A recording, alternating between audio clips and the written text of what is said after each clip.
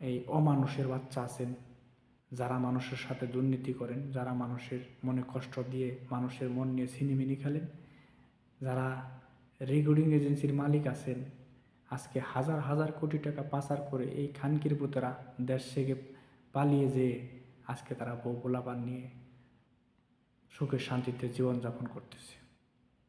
আমি বলতে চাই আমার এই ভিডিওর মাধ্যমে যে হারামখোরের বাচ্চারা মন্ত্রীর দায়িত্ব থেকে মন্ত্রী থাকা অবস্থায় তারা বিদেশের রেকর্ডিং এজেন্সির লাইসেন্স খুলে তারা মানুষের সাথে প্রতারণা করছে, মানুষকে বিভ্রান্ত করে আজকে হাজার হাজার প্রবাসীরা কষ্টের মধ্যে আছে।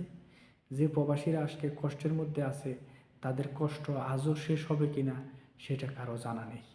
আমরা ভরাকিত মন নিয়ে বলতে চাই যে আমাদের মনের কথাটা শোনার মতো কোনো মানুষ নেই। আমরা শুধু বকবক করে যাই, কিন্তু শোনার মতো কেউ নেই। আমরা প্রবাসীরা এতটা অসহায়, আমাদেরকে এতটা ব্যবহার করা হয়েছে। আজকে এখানে বাংলাদেশের আজকে কত হাজার হাজার মানুষ প্রবাসে পাড়ি জমিয়েছে, সকলে কি ভালোভাবে যেয়েছে, ভালোভাবে আসতে পারছে?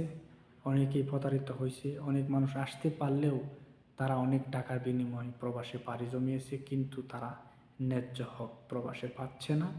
এবং কি যে টাকা দিয়ে আজকে প্রবাসে আসার কথা সেই টাকা দ্বিগুণ টাকা দিয়ে প্রবাসী এসে আজকে তার এখন পর্যন্ত তার টেনশন করতে হয়, চিন্তা করতে হয়, ফ্যামিলি নিয়ে টেনশন করতে হয়। এখন পর্যন্ত তার টাকা পরিশোধ হয় না। এই জন্য হয় না যে ওই যে খানকিরগুলারা আছে, এই খানকিরগুলারা সমস্ত টাকা পয়সা চুইসে খাইয়ে দেশ ছেড়ে পালিয়ে তারা বউ পোলাপান নিয়ে তারা এসির মধ্যে বসে, বেগমপাড়ায় বাড়ি বানিয়ে এসির মধ্যে বসে তারা জীবনযাপন করতেছে। আর আমাদের মতো আমলা কামলা যারা আছি, আমরা যে ভিডিও দেই, প্রতিবাদী ভিডিও বানাই, এই ভিডিও তারা দেখে দেখে হাসে। তো এটা হলো কথা। তো আমরা কার কাছে বলবো আমাদের মনের কথা, কার কাছে বলবো আমাদের কষ্টের কথা? বলার কোনো জায়গা নেই। শুধু সব কিছু ইতিহাস থেকে যায়, প্রতিবাদ করার মতো কোনো মানুষ নেই। তাহলে এই যে প্রবাসীরা আজকে এত টাকা রেমিটেন্স দিচ্ছে বাংলাদেশে, এই প্রবাসীদের টাকা, ঘামের টাকা দিয়ে আজকে তোমার পোশাক হয়, এই প্রবাসীদের টাকা দিয়ে আজকে ব্রিজ হয়, কালপার হয়, রাস্তাঘাট হয়, বাংলাদেশের রিজার্ভ বৃদ্ধি পায়। আজকে এই প্রবাসীরা কোথায় আছে?